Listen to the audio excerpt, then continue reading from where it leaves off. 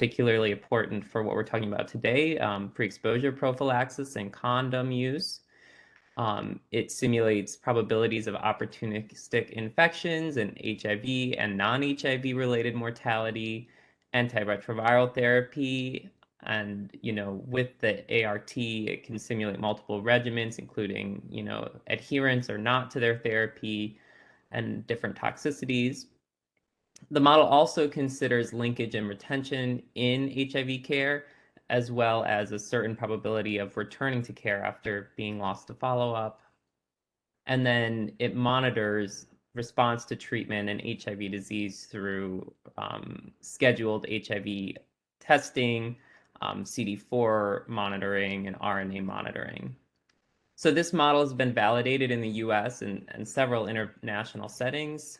And again, some of the main outcomes that it can look at are short-term and long-term survival, opportunistic infections, engagement in care, antiretroviral use, viral suppression, and healthcare costs.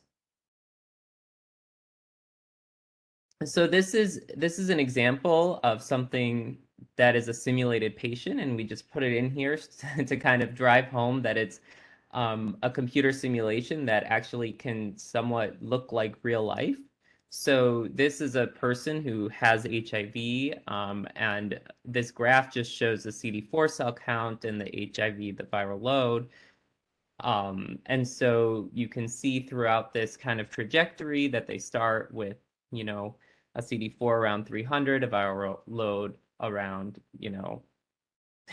12,000. And when they, after a while, they'll start antiretroviral therapy. However, there's issues with adherence to therapy. There's maybe some counseling and, viral load goes down, CD4 goes up. And you can just see that the model has different kind of clinical events and then correlates that with the underlying natural history of HIV disease.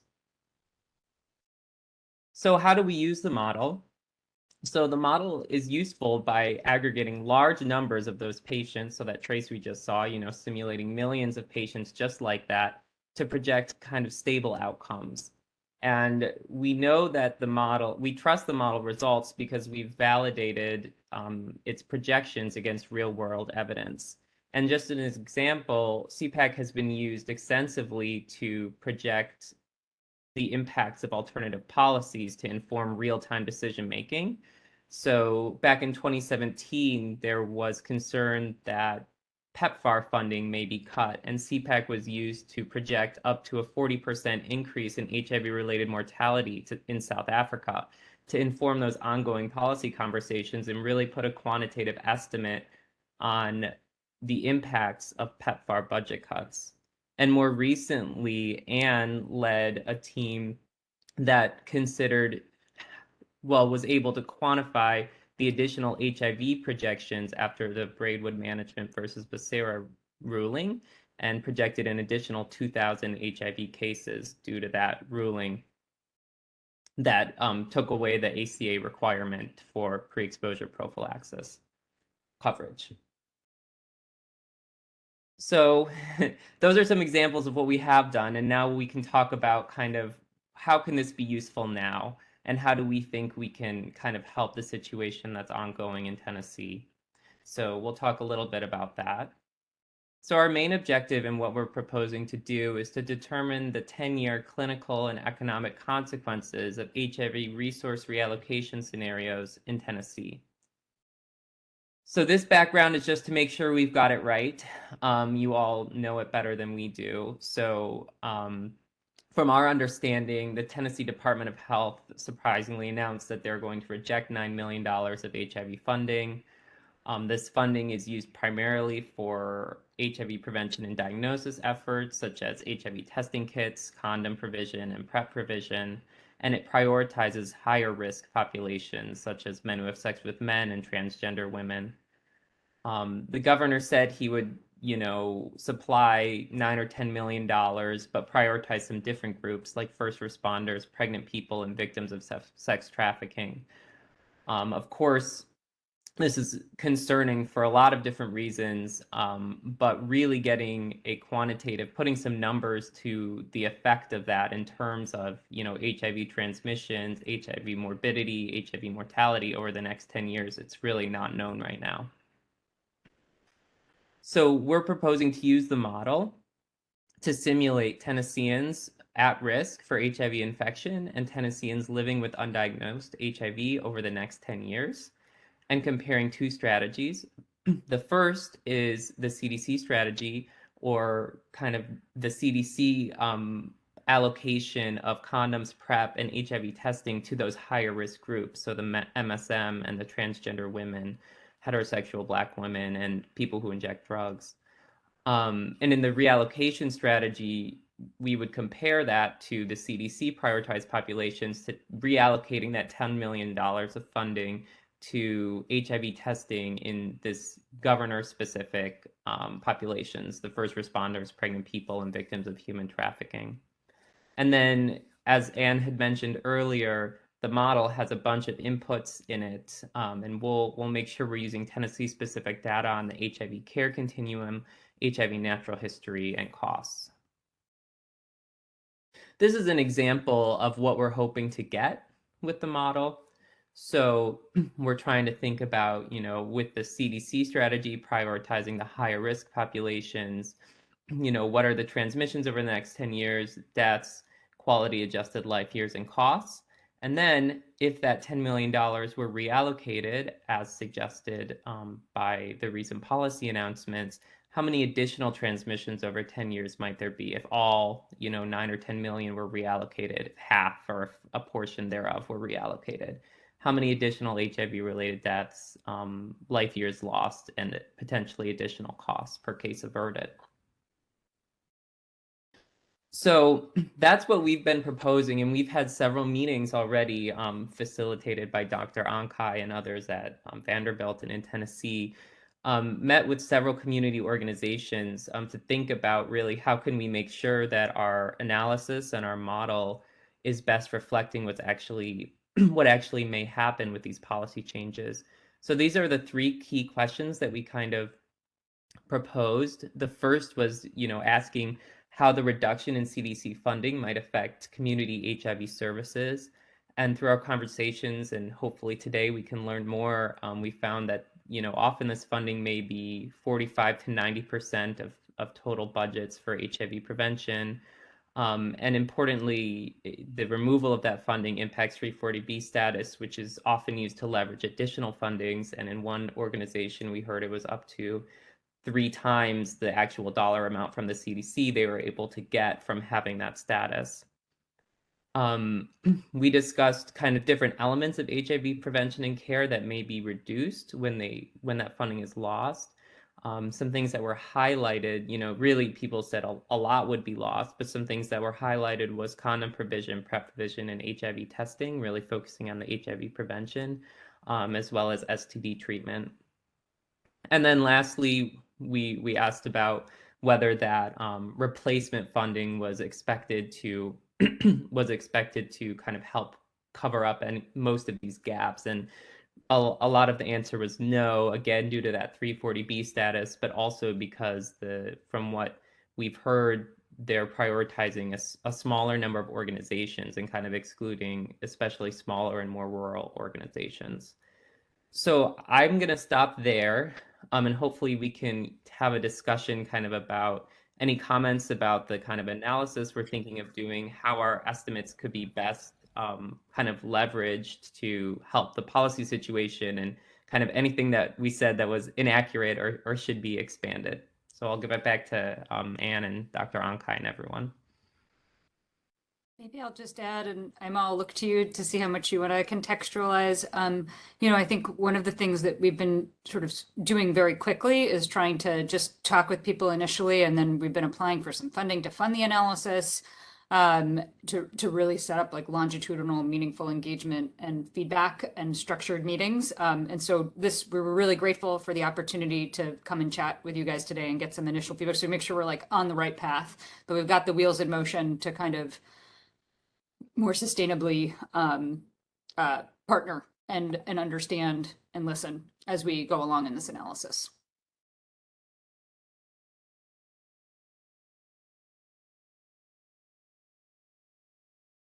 Well, Anything you wanted to, oh, sorry, go ahead, Claire. just wanted to say, thank you all for being here. This is really exciting to hear about because I think I probably speak for a lot of people on the council when I say that it's been very frustrating. Well, the whole thing has been frustrating, but especially I think people keep asking the question, well, what's going to be the fallout of this?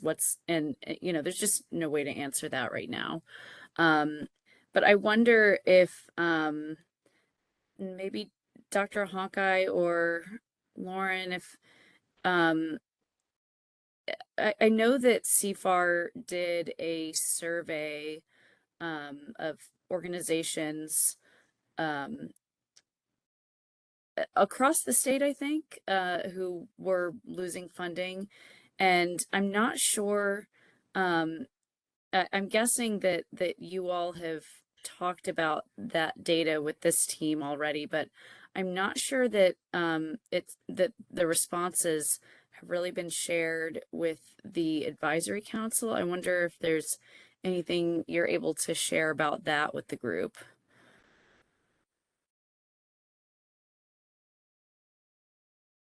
Maybe Lauren, I'll I'll let you take that first, and I actually am going to look for it and see if I can. Um, I can't remember exactly what it shows right now off the top of my head, so let me pull it up so I can jog my memory. Well, and it's been so tough to even determine who is losing funding. It seems like there's a ton of groups that are probably losing funds. Some losing quite a bit, some losing maybe really smaller grants. But it's um, I think that's been one of the really tricky things to get a handle on. I'm also curious what the 6 organizations are that are prioritized, if they are able to share that. My understanding right now is that that has not been released. I know, um, anecdotally, I've been told at least who they are, but I that's not confirmed. And so I don't think that it's something that's shareable. I'm not trying to withhold that. It's got gossip essentially. And so um, having said that, it sounds like there's a notion that the ones that this is all allegedly until things are actually happening, but that these organizations might actually get quite a bit more than, you know, where they started with this. And to that extent, there's some perception that they might actually benefit from this. We don't know yet, um, what kind of strings there's going to be attached, if any. On top of that, we don't know how long this would be promised. But I think that the point that was raised about um, that they're mostly urban is very accurate from what I understand, at least from the, anecdotal information that I've heard.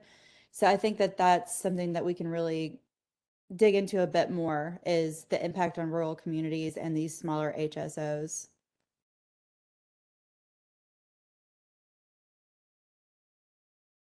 Yeah, I agree with that. I think, if these 6 organizations, you know, they may be getting more funds. I don't know if it still would kind of make up for the loss of 340B funding from others. So I think it's still going to be pretty murky. And then, like Lauren said, the smaller organizations, rural organizations, still significant impact um, there.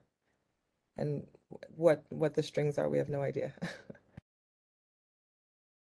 To that 340B point, um, Amber from the state was on our last call and said that anyone who's at risk of losing 340B because of this decision should reach out to the state because they had some other sort of entry point for those organizations um, to maintain their 340B. I don't know if anyone on the call is aware of what that workaround is and whether anyone's been able to um, sort of I guess, do it.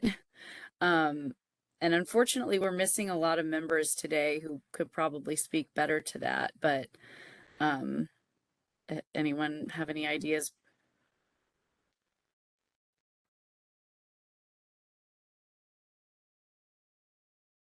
Is your question just about the 340B?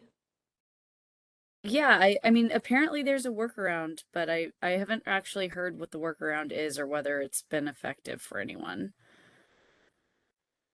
Yeah, I mean, I think the other thing to mention, this is not going to answer your question. I'm sorry. It just made me think about it. We mentioned the impact in rural communities, strings attached. I think, these are kind of several points to really like dig further into. One is rural, one is 340B, one is strings attached, people who are receiving them, how long they're going to be receiving them.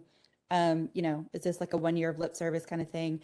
And then the final point, which I think we can anticipate being most devastating, in my opinion, is the impact on Shelby County.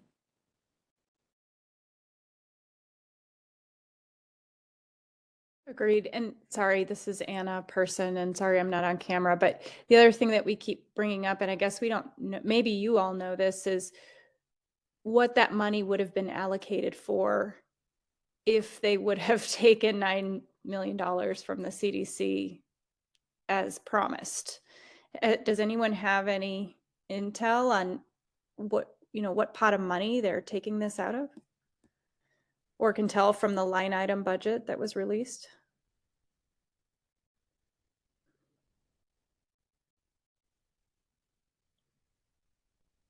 I've heard they're not being transparent about that. Yeah, I Yeah. don't think so. So that would be conjecture, but I don't know what would be expendable for that money.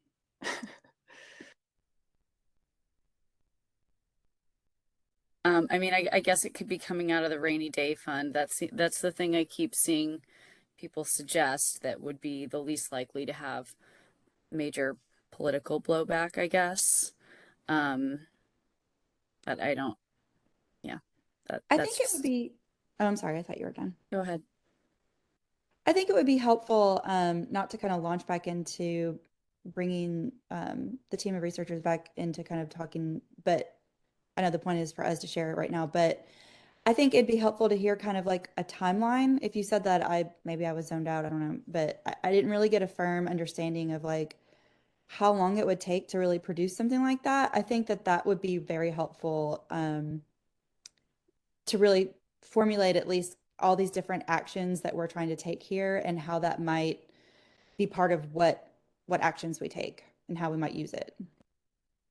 Yeah, thanks for raising that, Lauren. I'll field this one, and then the team can tell me if I'm crazy. But I think that I mean, our hope is to have some preliminary findings ready to present to a scientific conference within the next month. That would be over the summer and be vetted. I think there's always mitigating factors. We don't have funding, I like solidified yet, but I think we all, from our past experiences, know that we kind of need to get some estimates out there as like another tool for policymakers and advocates to use to start the conversation. And then I think probably for like a peer-reviewed published manuscript, that would be over more like a year time frame. But we really want to make sure we're on the right track so that we have the story of what our estimates are correct, even if we might refine those numbers a little bit at the end of the day when we sort of formally submit non-preliminary but finalized findings. So those are our goals.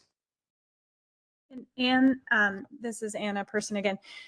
I will say that tagline from the you did this in a big hurry, your recent OFID piece to discuss the Barrera decision, and that tagline or the finding that you found that for every 10% decrease in PrEP, there would be 1,100 new HIV infections. That has been circulated at almost every meeting I've been at in the last week.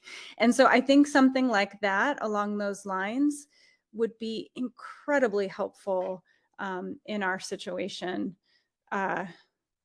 if can be done in a timely fashion. I know you guys have worked so hard on this already, which is so amazing. Yeah, Anna, let me jump in for a minute if I Ken. It's Ken. We felt the same way that the Becerra case, was something that this tool that Ethan and Ann described is a really fancy simulation of HIV, such that we could try and estimate with from national data what might happen if PrEP coverage under the ACA were denied. Very specific policy, and then a lot of uncertainty. But the number that you just cited, 1,100 new HIV cases, unnecessary, that would be prevented by PrEP, are likely to occur. And you're right. I mean, that the article that Ann led was cited in the New York Times like 12 hours after the Becerra decision came down. And so I think that, this is evidence. This is not our opinion. This is peer-reviewed evidence, which is different, we hope, than saying this will be really bad. So the idea is, if we can together with all of you try and think about, well, what would happen if this money disappeared? Like, literally, how many people would not get tested? How many people would not get PrEP? How many people would not get something that we think would lead to a bad outcome? And what we are able to do is try and count up all those bad outcomes and turn them into something like new cases of HIV or early, mortality, or some other things that can then be kind of used for decision makers. So we can move pretty quickly if all of us can, together think about, well, what, and I think this is the question raised a couple minutes ago, like what would happen in Shelby County exactly, in terms of HIV testing or care or prevention. And we don't need to know exactly. So I shouldn't have said exactly. Roughly what will happen, so that we can get the right ballpark of public health challenges and problems that might occur. So that's really the framing. And I agree with you that paper in OFID really has gotten a lot of discussion, not only at meetings, but in the press and in a number of places, that hopefully will be useful.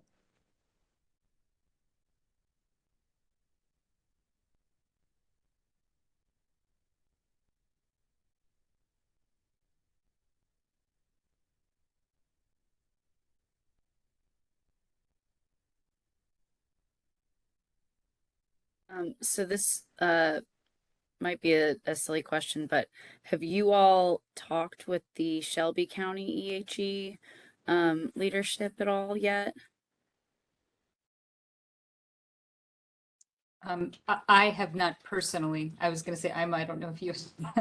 Yeah, I think we, different, April Pettit has from here, but we've talked with some, some of the CBOs from Shelby County, and wanted to make sure we are, having conversations in both Nashville and Memphis and other areas as we're able to kind of just get feedback from, as Ann and others have said, what are people's on the ground experiences? I mean, there are a lot of things we don't know, but what's the impact been already? Or what are we thinking, the acute impact is going to be? Are there staffing changes? Is there inability to perform certain services? What does that look like? And, we have a smaller group on the call today, so but those are the types of things we're trying to gather.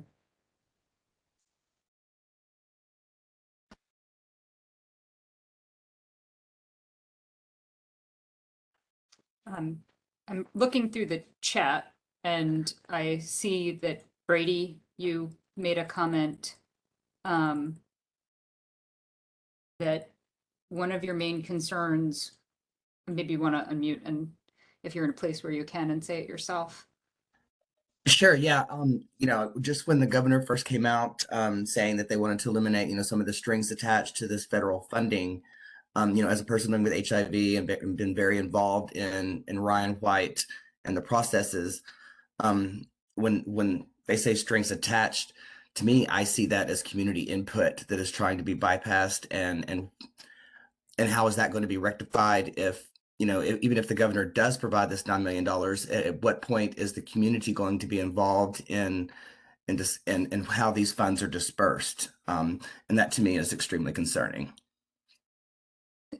Thanks, Brady.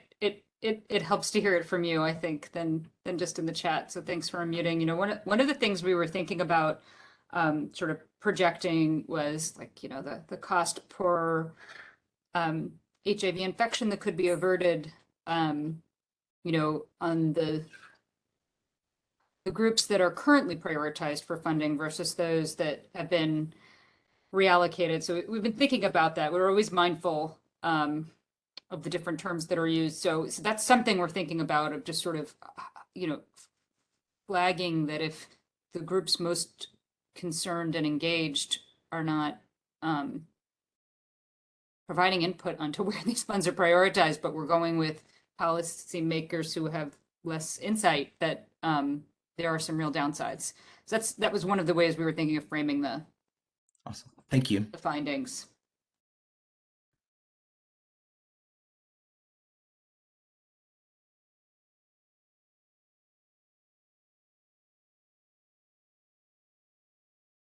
Lauren, do you have the report? I'm like trying to find it and I'm having trouble finding it. The CFAR summary. Oh, you were talking about the CFAR summary, not the. Oh, wait, that's what I sent you. I emailed it to you. Oh, you said you emailed to me? Oh, okay. I have it in front of me though. I mean, I was just kind of perusing it and I'm not.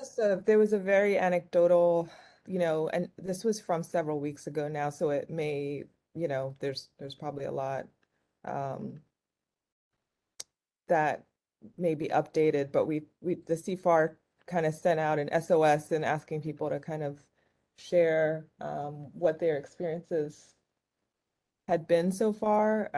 So we can kind of summarize some of these. You know, some said they hadn't had any impact yet. Some said they were losing, you know, the ability to conduct a certain numbers of HIV and hepatitis C tests per year, you know, dollar amounts of money that were being lost. So we can share some of these. We don't know any specifics about, I don't think most of them didn't put the organization, which we wouldn't want to share without their information, without their knowledge anyway. But you know, some organizations were closing. They're talking about jobs being lost. So we can summarize some of these findings. Most of along the similar lines to what we've been discussing. It's just that we don't have really a sense of, you know, are these the larger organizations or smaller, or, you know, some of the nuance, but I'm not sure if that is as important to just getting an overall kind of degree of the scope of impact people are describing. I think I have the raw data that has people's names and things. Obviously, I wouldn't share that, but that could help me kind of say, oh, I think this is a big organization or whatever.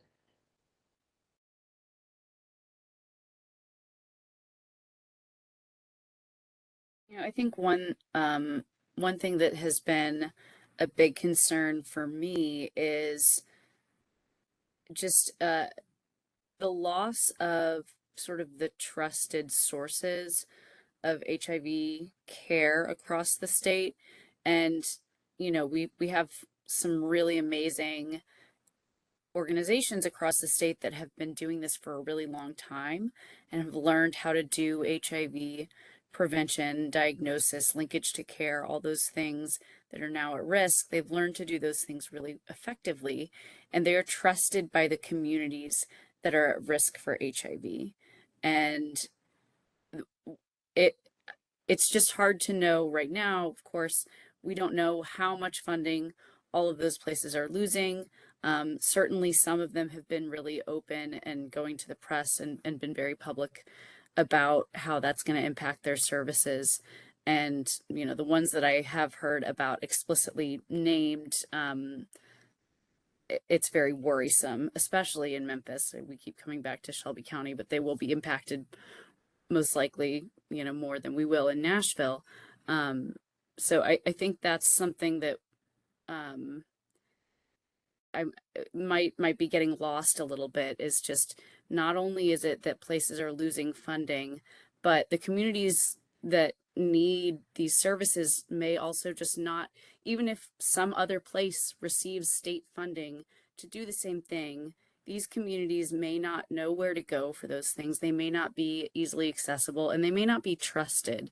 And so it's a really important factor as well.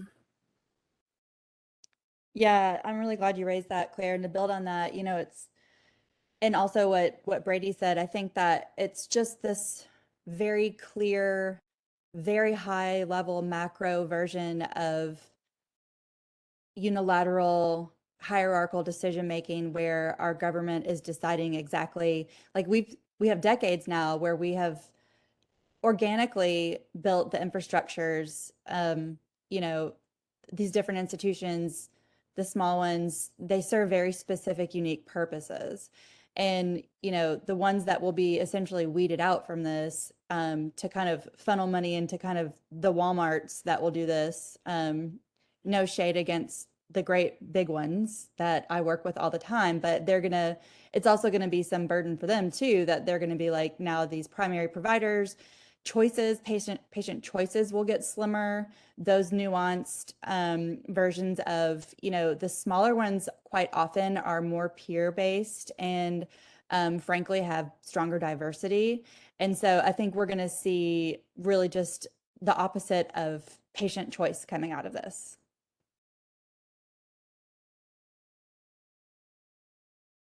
It's so helpful to hear this when we even think about starting our analyses. And I think Christian in the chat also made similar comments to Lauren, if I'm interpreting the chat correctly. Christian, I don't know if you want to unmute and say what your comment was. You might not be in a place where you can, but I wonder, I think when we look at the proportion of funding attributed to HIV, like that's reported, it looks like it's a total of about 50,000 in Tennessee that's given for prevention. So we were thinking like a starting place, we might think about something like 20% of testing condoms and PrEP, just because we're not going to know the number when we have to start our analyses, but it sounds so much bigger. And obviously there's this nuance around communities being differentially impacted by the funding cuts too. So I wondered if you had any reflections on, that very hard we kind of came up with that 10% decline. We spent a lot of time fiddling with numbers. We don't really know what the exact number will be for the Braidwood case.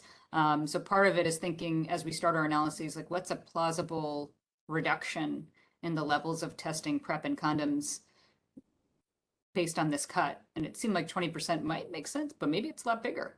So I wondered if any of you had sort of reflections on that. I know it's a hard question, so don't feel like you have to answer.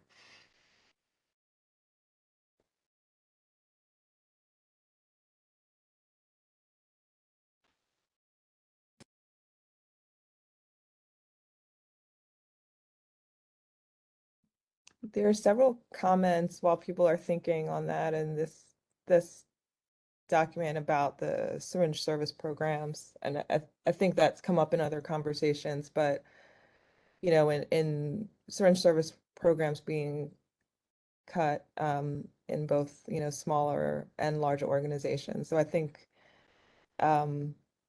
figuring out how that may factor into a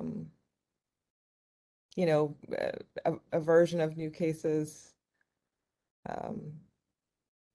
I'm not sure the best way to do that, but I think that's an important implication that's kind of reiterated over and over again.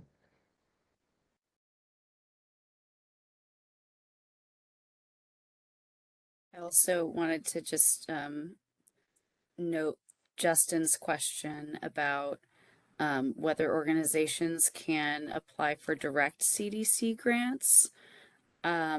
If anyone has more information about that than I do, please speak up. I've basically been hearing that everyone thinks that sounds like a great idea, but whether it's going to actually be possible is really, really unclear.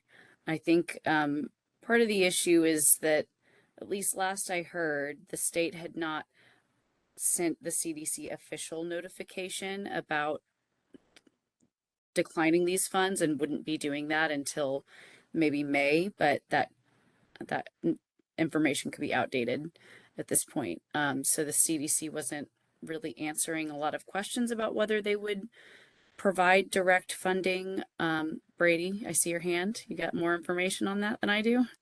Oh, no, thank you, Claire. No, I was just going to say, on, in some of the community conversations that I've been a part of and been listening to, uh, a lot, something that's been coming up a lot is a lot of the community feels like the discontinuation of these funds is just an extension of systemic racism, and it helps perpetuate homophobia, transphobia, and all of that, and the impacts that will have, and reverberate throughout the community.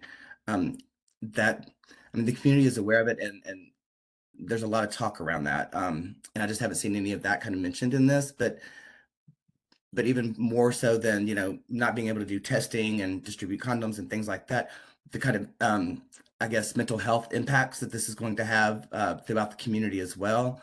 I don't know. I don't really know if there's a way to measure that, but just being aware that is already being discussed within the community as well.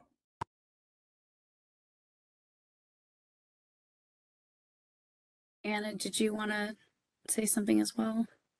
I was going to comment on the CDC piece, but thank you, Brady. I think that's such an important point that you brought up, and it's something that we talked about at the beginning, and I think would be really important to mention in the discussion, even if it can't be something that's quantified in the model.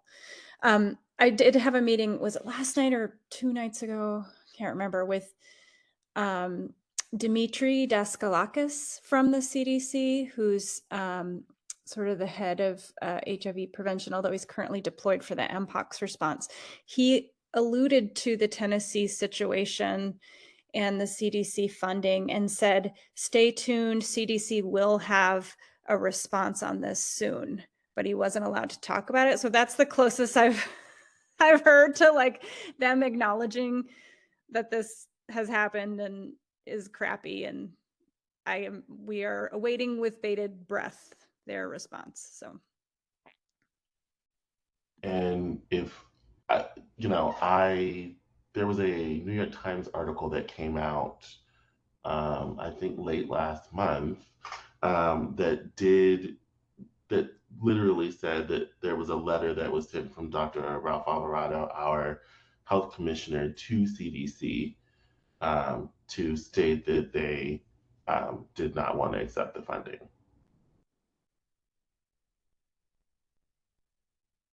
Yeah, I was going to add that that's what I had heard, that we haven't seen the letter. We don't know what it says, but that the belief is that it has been sent.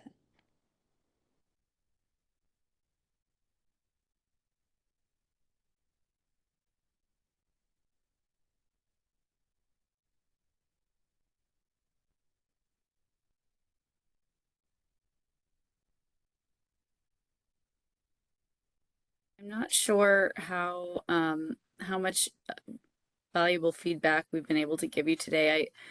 We unfortunately got a fairly poor turnout from council members.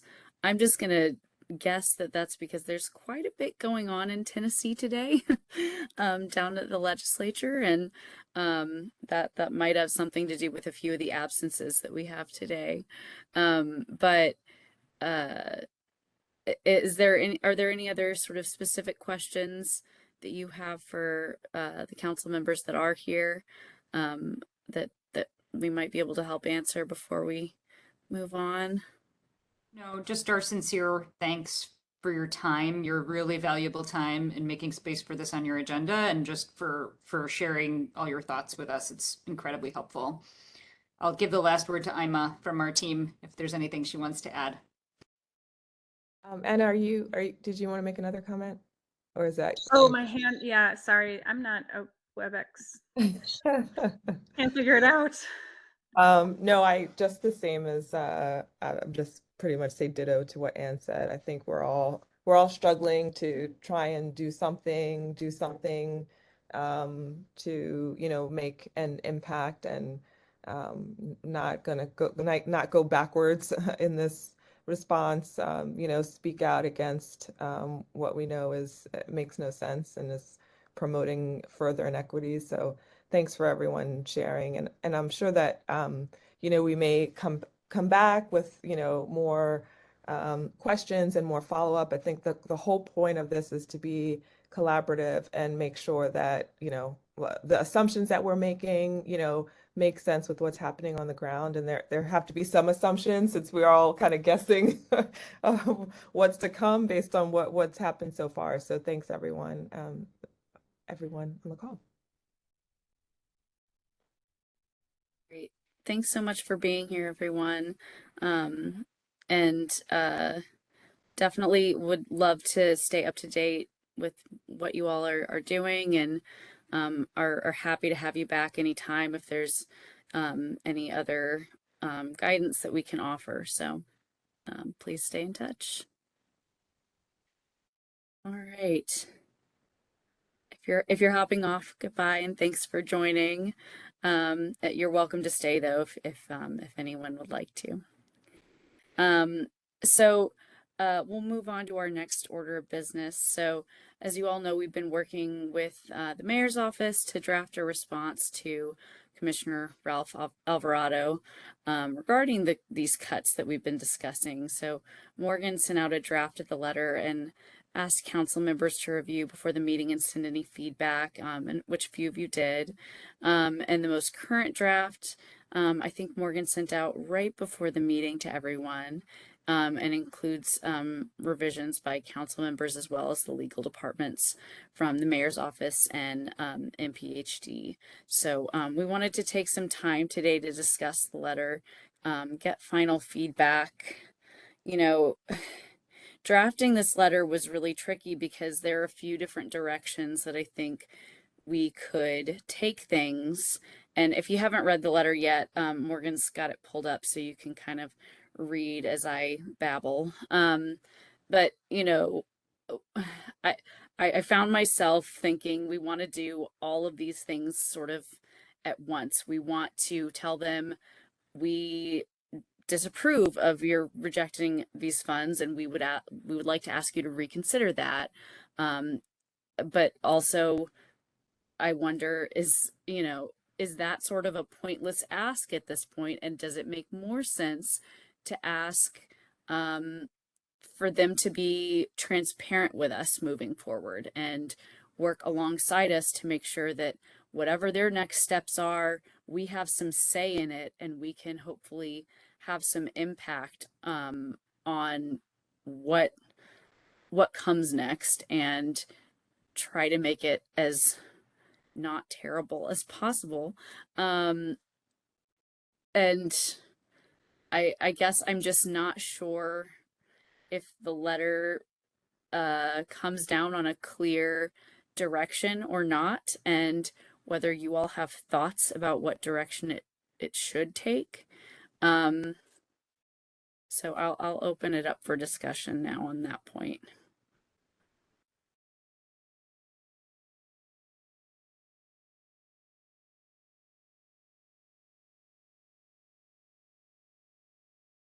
I do think that it is asking for answers to questions. I mean, I think it's made a statement on the stance, but I think my reading of it is we're kind of wanting answers and justification, which may be okay, but I think another direction is to just lean into guidance. So I'm curious what others think about that. The questions that are here are all important, and I think we're unlikely to get those answers. So anyway, I'll be quiet. I'll see what others think. I'm going to jump in. I'll be honest that I haven't had time to read this line by line. I apologize. But from looking at what I see, I mean, it's obviously very articulate, and it seems very strong. I would avoid, first of all, the length, and second, like question after question after question. I wouldn't ask questions. I would, I think, Ima, you started to say this, or you did say this. I would have requests in here. I don't think that we can expect a response. Even if we want one, I don't think we're going to get one necessarily. I mean, we might, but I think we should have specific requests. And I think, to your point, Claire, Finally can do the drawing. sorry, my kids are home from school.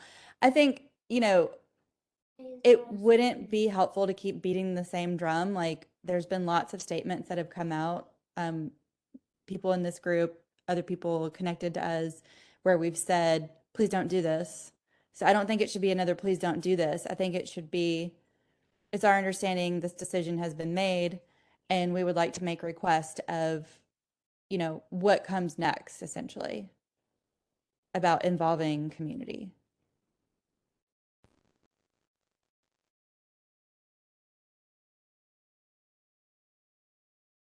Any I think other, that's a anyone good else want to share? suggestion. Oh, sorry. Oh, no, go ahead. One other quick thing is because I think that there's a sense that, this could all be couched in like, we're replacing the funds. See, it's in the budget.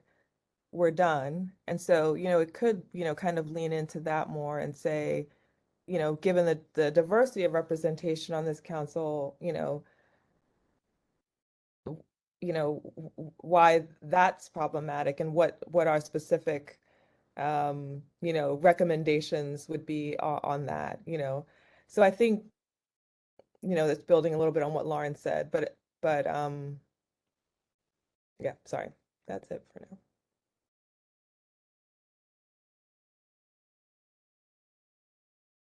Anyone else want to weigh in on sort of general direction and tone? I really like Lauren's point that instead of questions, it should be requests. And and especially lately in my work, and in the global even aspect of HIV and prevention. And I know that the data exists out there, but but when we center the lives of people living with HIV and prevention and other aspects, we have greater and better outcomes. And so if we could get some assurances from the Tennessee Department of Health that these marginalized groups and those most affected by HIV, if their voices are going to be centered and if they'll be lifted up and these programs, the money will be dispersed, based upon the recommendations. I think that's just a very important request and aspect that we need to include. Yeah, my next question was going to be, what are some of our specific requests? So that's a great start.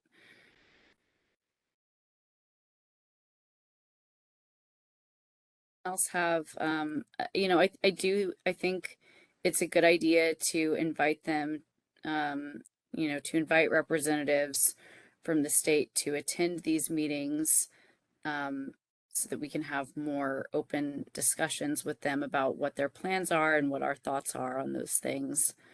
Whether that happens, we'll see, but we should make the invitation. I was going to jump back in for a second. As far as, I mean, this may have already really been decided too, but it seems unique, and I don't really have the correct language to describe this because this is not like an area that I work in. But as far as the legalities, like kind of from a tort perspective of like them just deciding who's going to get funds, and there's no process of applying. There's no like request for information. There's no submissions from the past. They're just, I mean, is there something that I'm missing here that?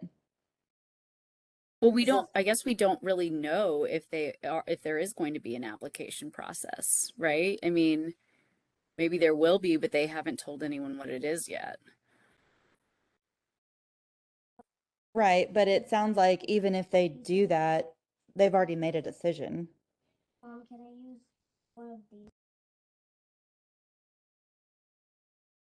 I mean, I think certainly they probably have on certain organizations that they are going to, refuse to fund, but but I'm not a lawyer.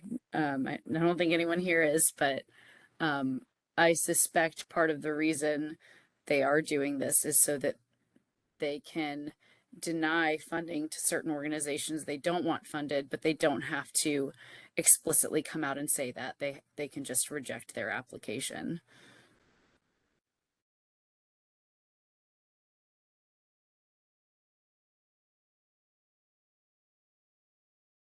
I did have one comment. But is that a specific ask we want to make, that they continue to fund organizations that are currently being funded? Knee-jerk answer, yes. Okay. And Dr. Bullock, I think you started talking. You're very quiet, so I wasn't sure. I'm sorry, Mike.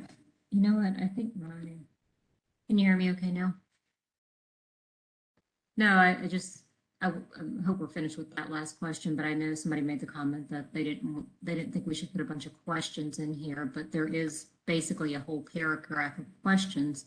Is that information that we're asking in there important enough that we need to kind of change it to still be able to get the information, but not ask it in a questioning way? And that's the one that's, I don't know if anybody can see.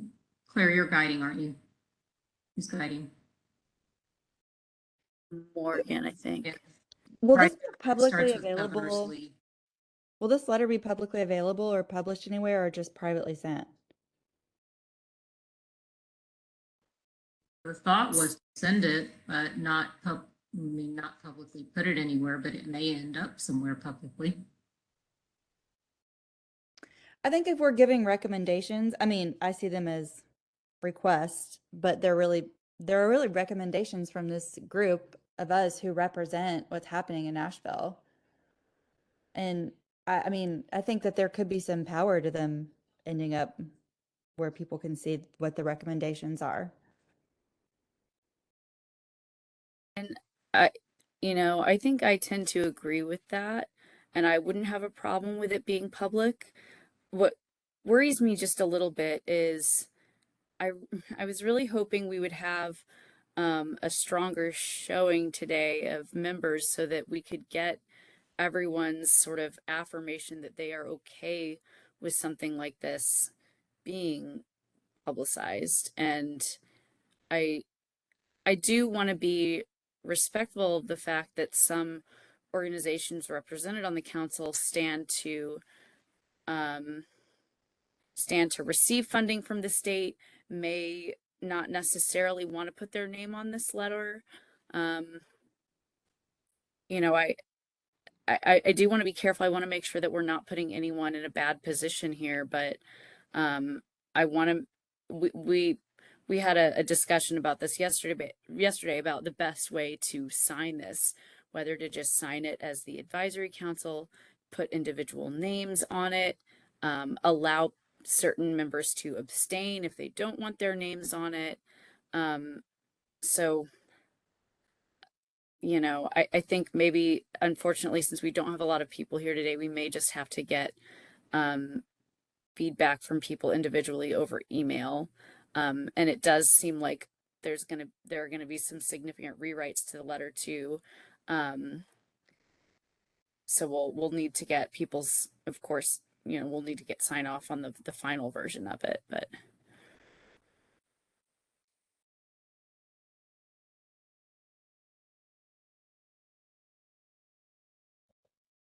I agree with that, Claire. I just put 3 points that came up from what we're all saying now that are probably general enough to be included in the rewrite, but I agree with the points you just raised.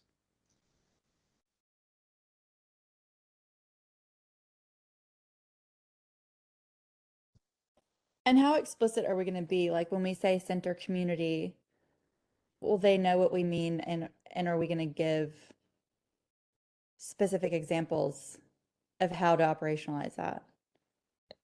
I think that language needs to be really clear. I'm speaking, I'm just speaking Shorthand a it. language Yeah. that I think we'll all understand, but yeah, I think we have to be very explicit on what that means. Yeah, for sure. Yeah. Agreed. And by the way, you have specific language that you think should be used, even just like a sentence on that you can share. If anyone wants to take a stab at it, please do.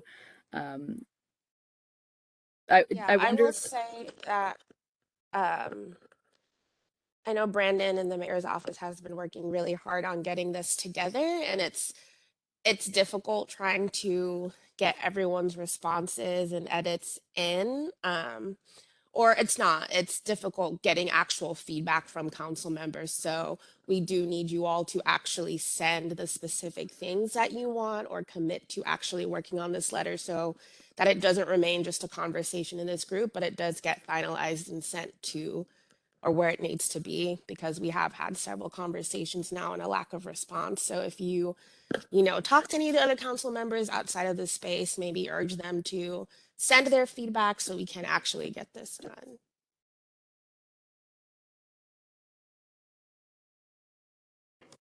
Hey, council members, it's Brandon with the mayor's office. I heard my name, so I just wanted to jump in. I will also preface that the letter was first drafted probably a few months ago when this whole issue came to light. So if the purpose needs to be restructured, totally fine with that. It's really, I was just here to show support. But I'm all for also not including not including less questions and then putting more of a direct need or ask, because that was also brought up too.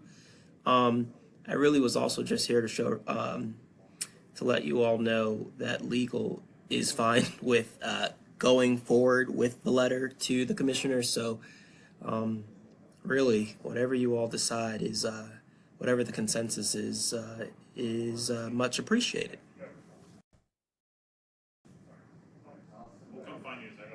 yeah, and I think it's a great point that things have changed a lot since we first drafted this letter. Um, I um, I do wonder if one of the recommendations we want to make should be related to target populations. Um, it it's a tricky one to make because they came out so strong with their bizarre target population recommendations. Um, but I think maybe if we frame it as, uh, sort of ensuring that populations that are proven to be at a greater risk for HIV will continue to be um, centered in prevention and testing efforts. Yeah, it would also think be extremely beneficial for us before we like really moved ahead with this letter to talk to. I know Dr. Hildreth said at the last meeting that he was about to be speaking with the governor's office. Um, knowing how some of those conversations went could probably greatly help us in how we frame this letter and how we approach the Tennessee Department of Health. I don't know if maybe that would just be like if we just reached out to Dr. Hildreth and asked him how that conversation went. But I think having some of that kind of background information or some of these auxiliary conversations that have happened, and then Claire, also to some of your point too. I'm afraid maybe some of the reasons too why we aren't seeing or why some of our our leading organizations aren't being represented here today. People are afraid to rock the boat, and these organizations don't want to cut their own nose off to spite their face, and I totally understand and appreciate and get that. But I think that's also holding us back a little bit for being a little bit more, I don't want to say aggressive, but I think you understand what I'm trying to say. It's hindering, I think, us getting this, to the end zone. So. Yeah, I think you're absolutely right. Thank you for saying that. I definitely suspect that's part of people's reticence to sort of participate. And I mean, Dr. Bulk and I discussed that we would be fine submitting the letter just with our names as co-chairs if you know, if it's too difficult to get everyone's consensus and people aren't comfortable putting their names on it, I certainly still want to make sure that whatever we do send in, that whoever is willing to provide feedback, that we are incorporating all of that feedback into the letter and we are accurately representing the spirit of what the council, you know, would like to be included in that. But I think it would be more impactful if it came from the whole council, or at least a, a, as many members of the council as are willing to sign off on it. But if it comes down to it, we'll submit as co-chairs if we have to. So Thank you for that. And it may come down to that, I'm afraid, but thank y'all both for, and actually, of course, you know, my name, you could put it big bold on it. I don't care. More than happy to do that. But I appreciate the two of you stepping up to take that too.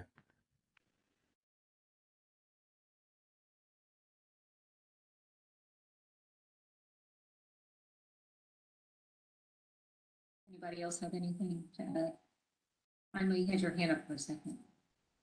Yeah, I didn't mean to. I was trying to like do a reaction to Brittany's comment, but I I pressed the wrong That thing. should be a thumbs up. Yes, yeah.